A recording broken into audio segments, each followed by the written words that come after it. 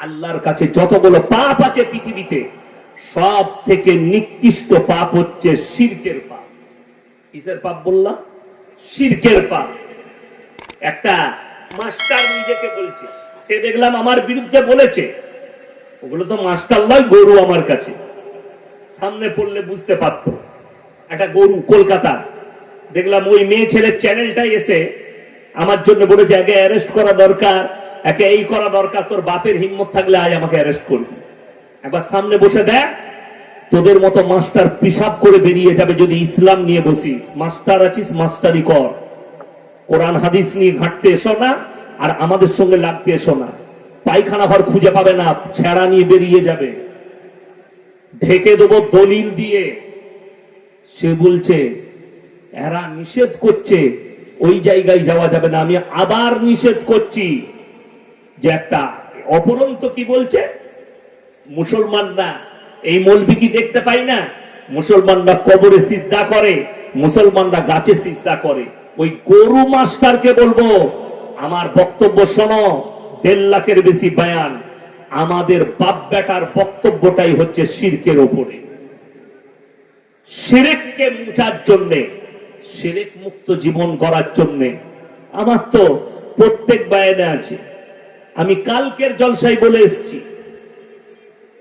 যে আমার ভাই খুব ভালো করে বুঝবেন, একটা মুসলমান সে গাছতলায়, আপনাদের বীরভূমে পাবেন, গাছের গোড়ায় মাটির ঘোড়া রেখে সেখানে সিজদা করছে, আগরবাতি মোমবাতি দিচ্ছে, সিজদা। বলছে আমরা দিনের কাজ করছি। কেন?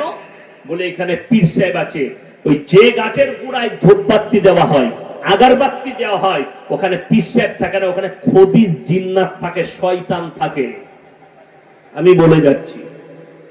আর ইসলামের সব থেকে বড় নিকৃষ্ট পাপ, একটা অমুসলিম ভাই সে মাটির মূর্তি তৈরি করে সেখানে সিজদা করলে এটা ইসলামী শরীয়তে শিরক, এবং তার সাপোর্ট যারা করবে ওই শিরকের হিস্সাদার হবে। তার যারা সাপোর্ট করবে, তার যারা গুণ গাইবে, তার যারা সাথ দেবে, তারাও ওই হিস্সাদার হবে। ইসলাম এটাকে স্বীকৃতি দেয় না। আল্লাহ এক এবং অদ্বিতীয়। ইব্রাহিম আলাইহিস সালাতু ওয়াস সালামের বাপের 3টে কাজ ছিল: মূর্তি তৈরি করা, মূর্তি বিক্রি করা, মূর্তির উপাসনা করা।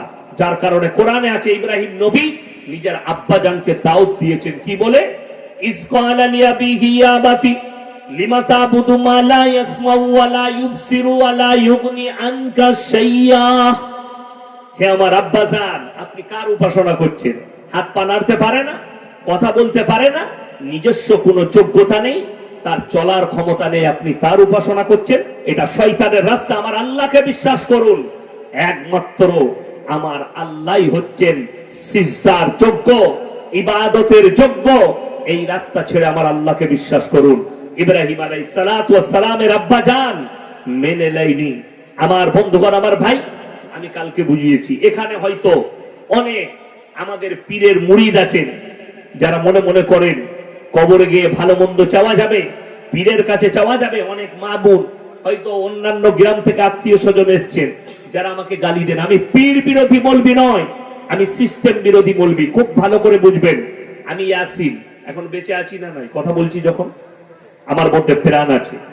এখন ভাইজান যদি আমাকে বলেন হুজুর 10টা টাকা দেন, আমি পকেট থেকে বার করে দিতে পারবো না? পারবো না? কথা বলেন, পারবো।